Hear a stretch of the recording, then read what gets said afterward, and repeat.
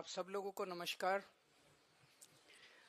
आज माननीय प्रधानमंत्री जी दिल्ली आए थे और उन्होंने लगभग 43 मिनट्स का 43 मिनट का भाषण दिया, जिसमें से 39 मिनट उन्होंने दिल्ली के लोगों को और दिल्ली के लोगों द्वारा प्रचंड बहुमत से चुनी हुई सरकार को केवल गालियां देने का काम किया।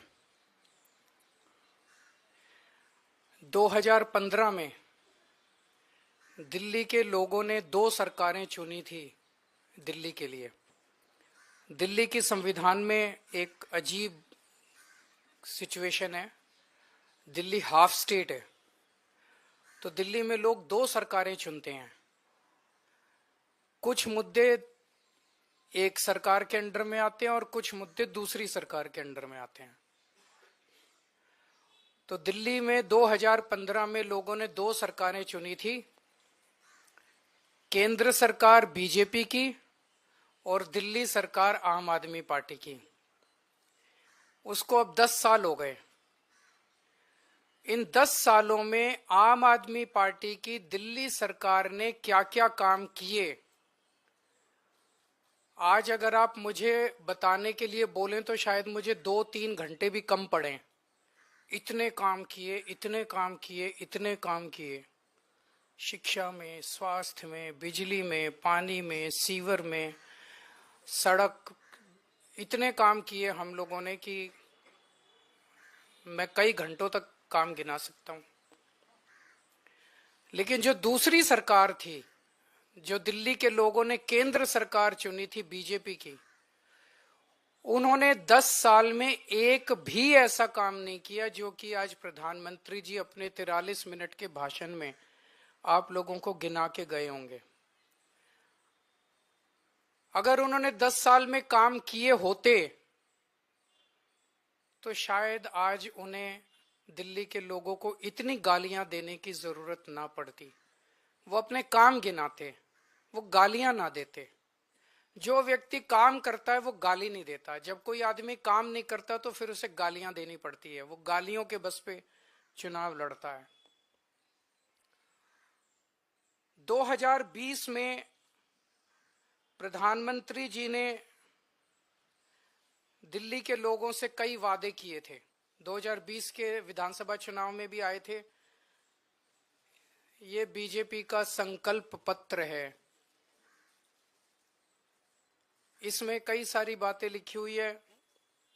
इसमें प्रधानमंत्री जी कह के गए थे 2020 में, साफ साफ इसमें लिखा है 2022 तक दिल्ली में सब लोगों को पक्के मकान दे दिए जाएंगे। ये इस संकल्प पत्र में प्रधानमंत्री जी ने बोला, 2020 में बोला उन्होंने। 2022 तक दिल्ली में सब लोगों को पक्के मकान दे दिए जाएंगे। 2020 से लेके 2025 तक आज प्रधानमंत्री जी 1700 मकानों की चाबी दे के गए हैं। इसके पहले कालका जी में 3000 मकानों की चाबियां दी थी, तो मोटे मोटे तौर पे 4700 मकान बनाए हैं 5 साल में। 4700 मकान बनाए हैं 5 साल में। दिल्ली में 4 लाख झुग्गियां हैं, 15 लाख लोगों को मकान चाहिए। 4700 मकान इन्होंने 5 साल में बनाए हैं। मुझे लगता है कि शायद 200 साल का प्रोग्राम बीजेपी ने बनाया है। ये संकल्प पत्र 5 साल का नहीं है, 200 साल का है। 200 साल भी इस रेट पे अगर 5-5 साल में 1700 मकान बनेंगे, तो ये जो झुग्गी झुग्गी में जाके कह रहे हैं पक्के मकान देंगे, तो अगले 1700 मकान जो हैं वो 2030 के चुनाव के पहले बन के तैयार होंगे। और शायद वो देने की जरूरत भी ना पड़े, जिस तरह से ये झुग्गियां उजाड़ रहे हैं। पिछले 5 साल के अंदर इन लोगों ने झुग्गियां तोड़ तोड़ के 2,78,796 लोगों को बेघर कर दिया। प्रधानमंत्री जी वादा करके गए थे मैं तुमको पक्के मकान दूंगा, लेकिन धोखा दिया, पीठ में छुरा घोंपा। लोगों के बच्चों को सड़क पे लाके, कितने सारे ऐसे इनके नेता जाते हैं झुग्गियों में सोते हैं और 2 महीने के बाद उन्हीं झुग्गी वालों को उनकी झुग्गियां तोड़ के उनके बच्चों को सड़क के ऊपर, भरी ठंड के अंदर सड़क के ऊपर सोने को मजबूर कर देते हैं।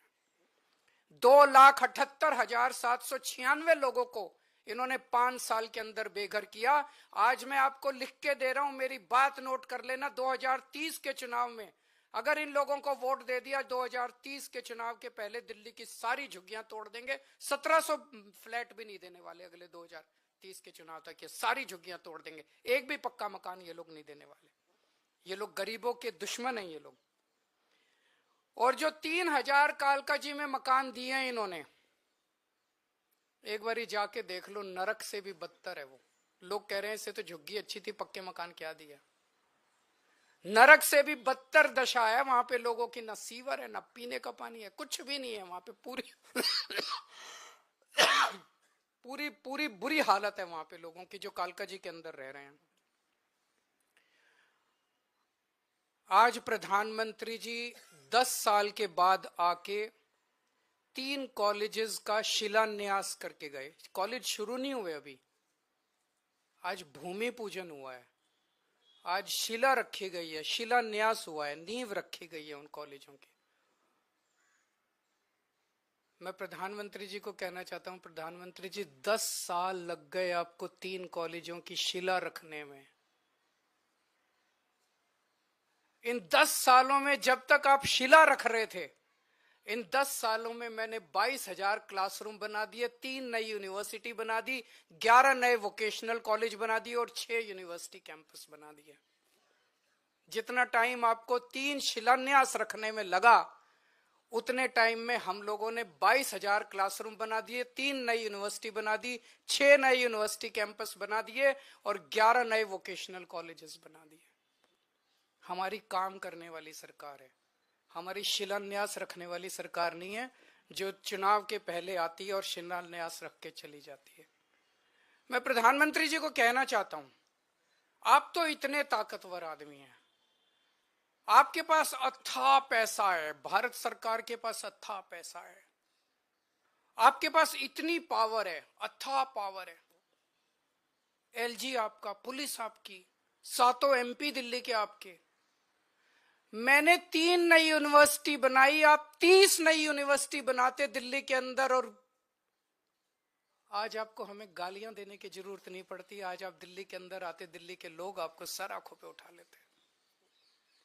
मैं प्रधानमंत्री जी को कहना चाहता हूं, मैंने 22,000 क्लासरूम बनाए, आप 1 लाख क्लासरूम बना देते प्रधानमंत्री जी, लंबी लकीर खींचते। केजरीवाल ने इतना काम किया, उसके सामने लंबी लकीर खींच देते, केजरीवाल छोटा बन जाता।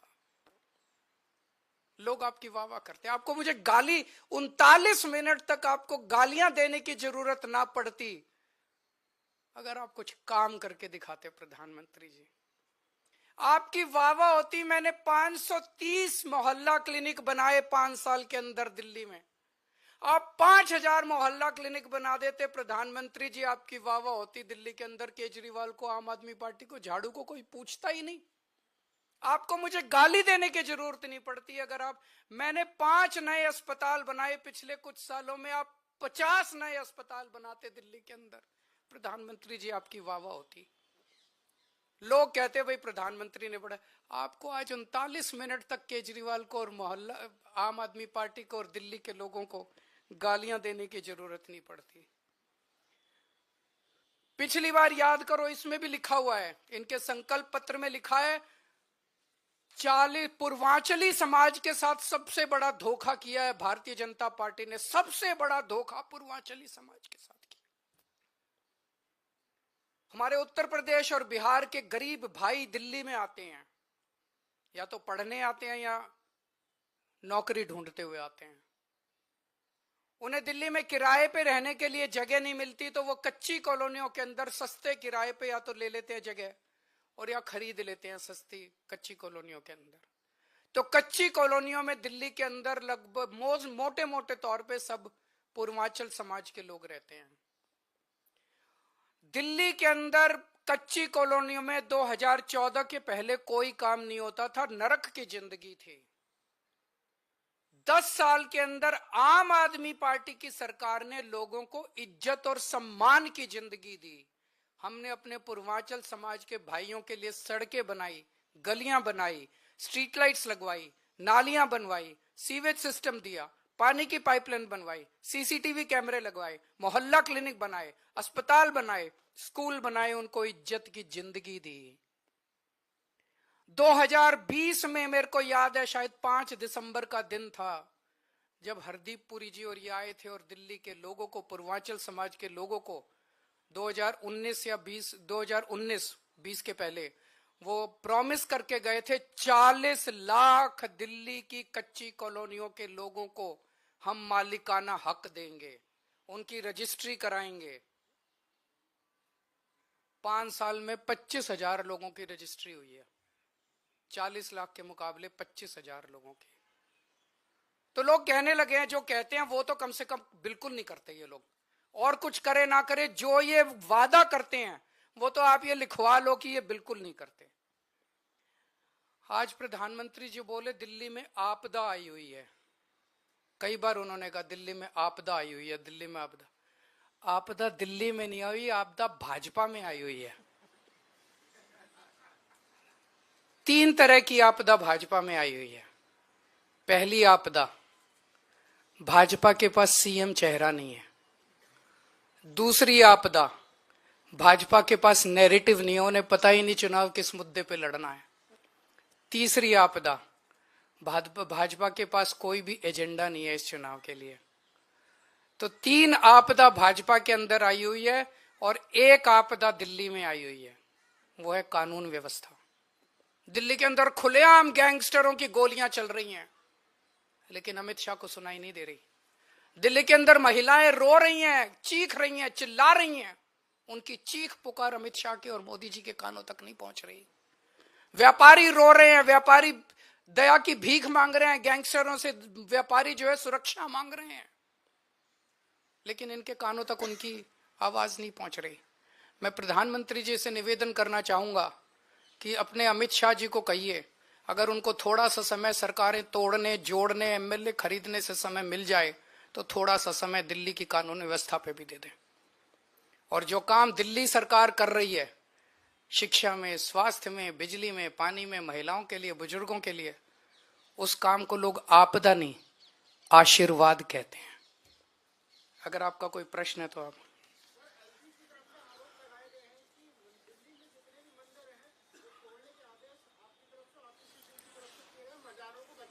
नहीं, वो झूठ बोल रहे हैं। एलजी साहब कुछ भी बोलते रहते हैं। एलजी साहब ने जो आदेश दिए उस पे क्या कह रहे हैं, वो जो 22 नवंबर को आदेश दिए, चोर चोरी करते हुए रंगे हाथों पकड़ा गया, फिर कह रहा पूरी दुनिया चोरी कर रही है इसलिए मैंने भी कर ली।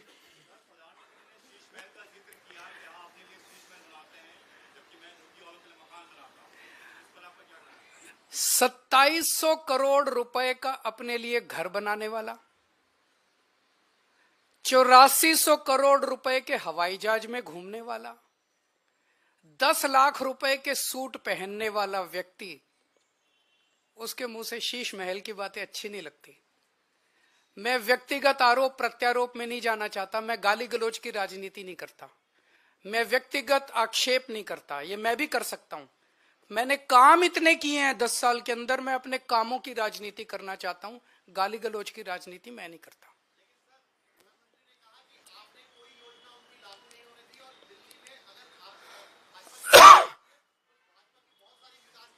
हमारे सामने एक ही मकसद होता है, दिल्ली के व्यक्ति का कैसे फायदा होगा।